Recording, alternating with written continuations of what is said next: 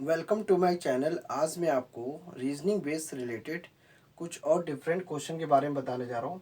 तो यहाँ पे जो क्वेश्चन जो दिया हुआ है, फाइंड द ऑड वर्ड या लेटर्स या numbers from response, objective type से रिलेटेड है और ये रीजनिंग बेस से रिलेटेड क्वेश्चन है, जिसमें आपको इसमें लॉजिक लगाना है। बिना लॉजिक लगाए इसका आंसर आप नहीं निकाल सकते, इसलिए आपको इसको समझना पड़ेगा। कि यहाँ पे देखिए, पहला ऑप्शन में दिया हुआ है फैशन। फैशन जो है स्टाइल को रिप्रेजेंट कर रहा है। बी ऑप्शन में फॉन्ट जो है वो अफेक्शनेट को रिप्रेजेंट कर रहा है। ओल्ड जो है वो एंशिएंट को रिप्रेजेंट कर रहा है। मास्टर जो है सर्वेंट को रिप्रेजेंट कर रहा है। अब आपको इसमें समझना ये है कि इन चारों ऑप्शन में से कौन सा ऑप्शन आपका बिल्कुल एक्यूरेट सही है। कैसे समझेंगे? यहाँ पे देखिए, फैशन जो है, फैशन का मतलब स्टाइल से हो रहा है, यानी कि दोनों का जो संबंध है वो एक ही है, सेम है, मतलब सेम मीनिंग वर्ड हो गया। फॉन्ड का मतलब अफेक्शनेट होता है, मतलब किसी चीज़ में लगाव, शौकीन, मतलब किसी चीज़ में आपका शौक है, उसमें आपका अफेक्शनेट हो रहा है। ये भी इससे मिलता जुलता वर्ड लग रहा है। ओल्ड का संबंध मतलब होता है पुराना, तो एंशियंट का संबंध जो होता है ये भी ये ओल्ड से रिलेटेड ये भी है। इसे हम प्राचीन कहते हैं। दोनों का मतलब क्या है? पुराने से है। इसलिए ये तीनों का जो संबंध जो है वो मीनिंग से रिलेटेड है। यानी कि फैशन का मीनिंग जो है स्टाइल से है, फॉन्ट का मीनिंग अफेक्शनेट से है, ओल्ड का संबंध एंशियंट है। लेकिन मास्टर का संबंध सर्वेंट से हो नहीं सकता। क्यों नहीं हो सकता? मास्टर का मतलब होता है मालिक और सर्वेंट का मतलब होता है नौकर। तो यहाँ पे ये है, अपोजिट है। और ये तीनों जो है, ये जो तीनों है ये मीनिंग है। और ये वाला जो इसका जो डी ऑप्शन आपका सही है, क्योंकि ये अपोजिट वर्ड को रिप्रेजेंट कर रहा है। और ए बी सी ये जो है ये मीनिंग को रिप्रेजेंट कर रहा है, यानी कि इनका एक दूसरे से सेम मीनिंग वर्ड हो गया। और ये जो है अपोजिट को रिप्रेजेंट कर रहा है, इसलिए इसका ऑप्शन जो होगा वो डी वाला होगा। अब यहाँ पे ये देखिए, सेकेंड वाले में इसमें भी आपको सबसे ऑड, सबसे डिफरेंट ऑप्शन चुनना है, जो सबसे हट के हो, सीक्वेंस से हट के हो। यहाँ पे देखिए, यह एम एन है, एम एन के बाद एक्स वाई है। अब यहाँ पे देखिए, ये ए बी है, ए बी के बाद पी क्यू है, यानी कि दोनों में पहले और दूसरे का जो सीक्वेंस बन रहा है सीरीज में, यानी कि ए के बाद तुरंत बी आ रहा है, और इसमें सेकेंड वाले में क्या है, पी के बाद क्यू आ रहा है। तो यानी कि इनका आपस में एक दूसरे से कोई रिलेट नहीं हो रहा है, लेकिन ये जो संबंध बन रहा है, एम के बाद एन आ रहा है और फिर एक्स वाई आ रहा है, ए बी के बाद पी क्यू आ रहा है। तो यही सीक्वेंस बाकी में हो रहा है कि नहीं हो रहा? इसमें और इसमें तो हो रहा है। अब आर एस और टी यू और ये डी ई एफ, ये ई एफ है। डी ऑप्शन में ये ई एफ है, ये एम एन है। देखिए, ये दोनों एक दूसरे को, ऑप्शन ए और बी और डी तीनों सेम सीक्वेंस में आ रहा है, लेकिन ये जो है सीक्वेंस में नहीं है ये, इसलिए आपका सी ऑप्शन सही है। क्योंकि आर के बाद एस आ रहा है, लेकिन एस के बाद टी नहीं आना चाहिए था, क्योंकि यहाँ पे सबसे हट की वैल्यू देखो, ए बी का संबंध पी क्यू से रिलेट नहीं कर रहा है, इसलिए। और एम एन का संबंध एक्स वाई से रिलेट नहीं कर रहा है, और ई एफ का संबंध एम एन से रिलेट नहीं कर रहा है, यानी कि दोनों जो हैं एक दूसरे के सीरीज में नहीं आ रहा है। यानी कि पहला और दूसरा जो है सीक्वेंस में आ रहा है, एक्स वाई जो है ये भी सीक्वेंस में आ रहा है, लेकिन इसमें भी वही ए बी का संबंध सीक्वेंस में हो रहा है, पी क्यू का संबंध सीक्वेंस में हो रहा है, और ई एफ और एम एन का भी संबंध ई के बाद तुरंत एफ आ रहा है और एम के बाद तुरंत एन आ रहा है, लेकिन यहाँ पे आर के बाद एस आना है, तो एस के बाद टी नहीं आना चाहिए था। कुछ दूसरा वर्ड आता तो चल जाता, लेकिन यहाँ पे सीक्वेंस, ये पूरा जो चारों लेटर्स है ये एक तरीके का ये सीक्वेंस बना रहा है, इसलिए इसका सी ऑप्शन सही है। अब आप जाइए, यहाँ पे नंबर दिया हुआ है, नंबर में से चारों में से कौन सही है?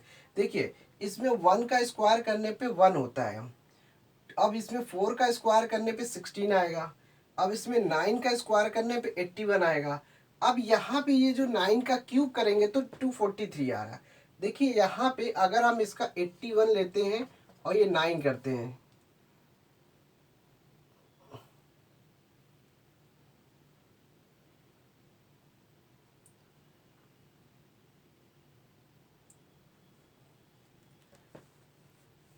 यहाँ पे ये 243 जो है, 3 का क्यूब 3 3 जा 9, 3 3 जा 9, इसका फैक्टर पहले निकाले, देखते हैं। 243, 3 3 8 जा 24, 3 1 जा 3, अब ये हो गया 3 2 जा 6, 3 7 जा 27, 3 9 जा 27, 3 3 जा 9, 3 1 जा 3।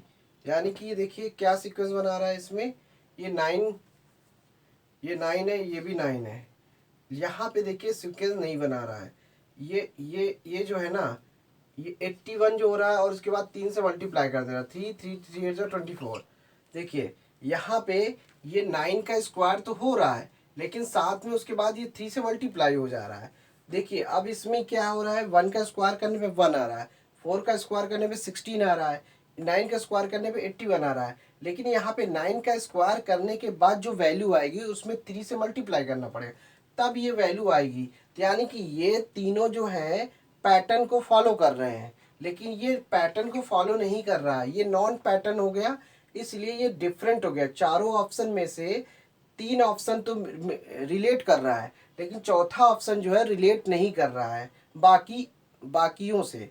इसलिए ये आपका डी ऑप्शन बिल्कुल सही है, क्योंकि हमें क्या करना है, सबसे हट के ऑड वर्ड निकालना है। ऑड वर्ड बोलिए या लेटर्स बोलिए, नंबर, ये नंबर्स दिया तो इसका मतलब ऑड नंबर हमें मिल गया। इस ऑप्शन में ऑड नंबर्स हो गया, इस ऑप्शन में ऑड लेटर्स हो गया, इस ऑप्शन में ऑड वर्ड हो गया। अब बात आती है चौथे ऑप्शन में। देखिए यहाँ पे 23 है, यहाँ पे 46 है। दोनों को अगर हम डिफरेंस कर दें, इसको आप मान के करिए, इसको कैसे निकालेंगे। चारों ऑप्शन में से देखना ये है कि 1023 और डैश 1046 है, तो दोनों का देखिए इनके बीच का जो गैपिंग होगी वो 23 की हो रही है। ठीक है, अब यहाँ पे देखिए 92 और 69, इनके बीच की गैपिंग देखते हैं। 12 में से 9 गया, बचेगा 3, और यहाँ पे क्या हुआ 8 में से 6 गया, बचेगा 2। तो इनके बीच का भी संबंध, ये डिफरेंस जो है 23 का हो रहा है। अब यहाँ पे सी का देखते हैं, 94 है और 17 है। यहाँ पे 17 नहीं, पूरे को माइनस करना है, कुल मिला के इनको आपस में माइनस करना है। यहाँ पे पीछे का नंबर सेम था, इसलिए हमने आगे के नंबर को डिफरेंस कर दिया। अगर आप चाहो तो इनका चारों डिजिट को अगर एक दूसरे से पहले वाले से दूसरे वाले से पहले वाले को माइनस करते 23 आएगा, और इस वाले से ये वाले को माइनस करें तो भी 23 आएगा। लेकिन अगर हम 1494 में अगर हम 1517 से माइनस करते हैं, देखिए कितना आता है, 7 में से 4 गया, बचेगा 3। अब यहाँ पे बचा कितना, 7 में से 4 गया, बचा 3। अब यहाँ पे बचा 10, कैरी लेंगे, 0 हुआ, 0 में यहाँ पे आपका कितना आ जाएगा, यहाँ पे 10 में से 9 गया, बचा 1। तो देखिए यहाँ पे इस तरीके से इसका जो है, इसका जो आ रहा है 13 आ रहा है। अब यहाँ पे देखिए 99 है। अब इसको भी देख लेते हैं, 1899 है और 1921 है। 11 में से 9 गया, बचेगा कितना, 2। अब 11 में से 9 गया, बचा 2, और यहाँ पे 15 17 और 14 94 ये 3 हो जाएगा। 11 में से 9 गया 2, यहाँ पे 15 17 और ये हो गया, हाँ ये 7 हो गया। यहाँ पे थोड़ा गड़बड़ हो गया, यहाँ पे थोड़ा मिस्टेक हुआ। यहाँ पे इसको अगर माइनस करते हैं तो आप खुद देखिए, देखिए 1517 और 1494। अब 7 में से 4 गया 3, 11 में से 9 गया, बचा 2। तो इनके बीच का जो गैपिंग हो रहा है 23 हो रहा है। तो यानी कि इन तीनों में 23 का गैप हो रहा है, और इसमें कितने का गैप हो रहा है, इसमें हो रहा है गैपिंग 11 में से 9 गया, बचा 2, और 11 में से 9 गया, बचा 2। तो यानी कि इनके बीच में जो गैपिंग हो रही 22 की हो रही है। तो कहने का मतलब है कि आप ये खुद समझिए, ये आपस में सेम पैटर्न बना रहा है, ये पैटर्न नहीं बना रहा है, इसलिए आपका ये सबसे हट के हुआ। इसमें से चौथे वाले ऑप्शन में डी का ऑप्शन आपका सही है। अब आ जाइए इसमें,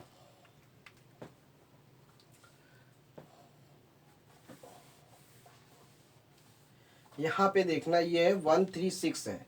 यहाँ पे देखिए रेशियो दिया है, फिर 469 है, ये प्रोपोर्शनल दिया 247 है। अगर आप इसको बेसिक तरीके से अगर सॉल्व करेंगे तो आंसर नहीं आएगा। मैथमेटिकल मैथमेटिकल हिसाब से कैलकुलेशन करेंगे तो आपका कभी आंसर नहीं आएगा। लेकिन यहाँ पे क्वेश्चन जो है इसमें रीजनिंग लगानी होगा, बिना रीजनिंग के आप ये ऑप्शन सही नहीं, मतलब आंसर इसका एग्जैक्ट नहीं निकलेगा। अब इसको समझते हैं, यहाँ पे देखिए पैटर्न को समझते हैं। 1 3 6 है, 4 6 9 है, 2 4 7 है। अब इसके कॉन्सेप्ट में क्या देखना है कि देखिए 1 और 3 में कितने का गैप है, 2 का। 3 में और 6 में कितने का गैप है, 3 का। इसमें कितने का गैप है, 4 और 6 में 2 का। और 9 में 6 में कितने का गैप है, 3 का हो जाएगा। इसी तरह से 2 और 4 में कितने का गैप है, 2 का। 7 और 4 में कितने का गैप है, 3 का। तो अब आपको वही ऑप्शन चुनना है जिसमें 23, यानी कि एक दूसरे वाले पहले और दूसरे में 2 का गैप हो और दूसरे और तीसरे में 3 का गैप हो। ये चीज़ आपको ध्यान रखना है। देखिए इसमें 2 का गैप हो रहा है और 7 और 3 में 4 का गैप हो रहा है, ठीक है। इसमें 5 और 3 में 2 का गैप हो रहा है, इसमें 3 का गैप हो रहा है। इसमें आपका 6 और 3 में कितने का हो रहा है, 3 का। और 6 में 3 गया, कितना बचा यहाँ पे। जैसे 3 और 6 है तो यहाँ पे 3 का गैप हो रहा है और यहाँ पे 8 और 6 का गैप हो रहा है। तो आप इसको समझिए, यहाँ पे 32 हो रहा है और यहाँ पे देखिए 1 4 6 है, यहाँ पे कितने का गैप हो रहा है, 3 का। और यहाँ पे हो गया 2 का। अब आप समझिए, देखिए 30 इसमें आपस में एक दूसरे का गैप जो है 3 और 2 का हो रहा है। इसमें 2 और 4 का गैप हो रहा है, इसमें 2 और 3 का गैप हो रहा है, इसमें 3 और 2 का। पैटर्न यहाँ पे किस में चल रहा है, 2 और 3 का गैप चल रहा है। तो इसलिए आपका बी वाला ऑप्शन सही होगा। इसलिए अगला नंबर जो आएगा 358 वाला आएगा। इसलिए आपको प्रश्नवाचक की जगह पे 358 इसका एग्जैक्ट आंसर आएगा। अब इसी तरीके से ये इसके बाद का 6 और 6 वाला क्वेश्चन देख लेते हैं। तो यहाँ पे अच्छे से इसको समझते हैं। देखिए यहाँ पे दिया है डी फिर रेशियो 10 दिया, फिर उसके बाद प्रोपोर्शनल दिया HI। यहाँ पे इसकी वैल्यू दी है प्रश्नवाचक। ऑप्शन में आपको क्या दे रहा है, 17 है, 20 है, 36 है, 46 है। अब यहाँ पे अल्फ़ाबेट का क्रम देखते हैं। यहाँ पे ABCD का क्रम है। देखिए जैसे A है, B है, C है, D है, E है, F है। तो ये इस तरह से इसका अल्फ़ाबेट का सीरियल क्रम ये होता है इस तरीके से। तो ए को 1 पोजीशन में, बी का 2 पोजीशन है, सी का 3 पोजीशन है, डी का 4 पोजीशन। तो उसी क्रम के हिसाब से समझते हैं यहाँ पे डी। तो डी देखिए यहाँ पे डी कौन सी पोजीशन में 4 है और ई कौन सी पोजीशन में 5 है, तो ये 45 है। इसी तरह से एच आई देखते हैं, एच कौन सी कंडीशन में आएगा, FGH। ये आपका 7 हो जाएगा, ये आपका H 8 हो जाएगा। अब यहाँ पे देखिए H मतलब 7 और 8 यहाँ पे आया। अब इसका संबंध देखिए यहाँ पे, अगर डी का संबंध HI से है तो यहाँ पे देखिए 45 78 है और 45 है। इसमें देखिए 3 का गैप हो रहा है और ये आपका 3 हो गया और इसमें आपका हो गया, ये इसमें भी 3 का गैप हो रहा है। तो ये 33 आ रहा है। तो इनका आपस में 33 का गैप हो रहा है। तो उसी तरीके यहाँ पे इस तरह से नहीं निकलेगा। इसका एग्जैक्ट आंसर समझते हैं। यहाँ पे 17 आ रहा है, 20 आ रहा है, 36 आ रहा है, 46 आ रहा है। तो अगर हम यहाँ के अगर 4 + 5 कर दे तो आंसर क्या आएगा, 9। और अगर हम 7 में 8 जोड़ देंगे तो आंसर क्या आएगा, 7 में 8 जोड़ेंगे तो 7 में 8 अगर ऐड करते हैं तो 15 आएगा। तो 15 आ जाए यहाँ पे। अब यहाँ पे देखिए, यहाँ पे यदि इसमें 15 है, 15 ऑप्शन कहीं दिया है, नहीं दिया है। अगर हम इसमें तुरंत एक 1 जोड़ दें तो आपका क्या आ जाएगा, 10 आएगा। अगर हम यदि इसमें हमने 1 जोड़ा तो अगले में क्या जोड़ना पड़ेगा, 2 जोड़ देते हैं। तो 2 जोड़ने पे कितना आएगा, 17 ये आएगा 2 जोड़ने पे। और पहली बात तो यहाँ पे थोड़ा गड़बड़ हो गई, यहाँ पे ऑप्शन में थोड़ा मिस्टेक हुआ। H कौन सी पोजीशन में, H आपका 8वीं पोजीशन है और I कौन सी पोजीशन में, 9वीं होगी। 8 + 9 होगा, यहाँ पे थोड़ा सा मिस्टेक हुआ। यानी कि H जो है 8 पोजीशन में होगा, I जो होगा 9 पोजीशन में होगा। इनको आपस में ऐड करते तो कितना आ जाएगा, 17। तो यहाँ पे देखिए 9 में 8 जोड़ा 17 आया। तो अब यहाँ पे देखिए कॉन्सेप्ट समझते हैं। वो उसके हिसाब से क्रम में पोजीशन में थोड़ी मिस्टेक हुई। यहाँ पे देखिए एच जो है 8 पोजीशन में, आई जो है 9 पोजीशन में, दोनों को ऐड करते तो 17 आया। अब यहाँ पे देखिए 9 में 1 जोड़ा तो 10 आया।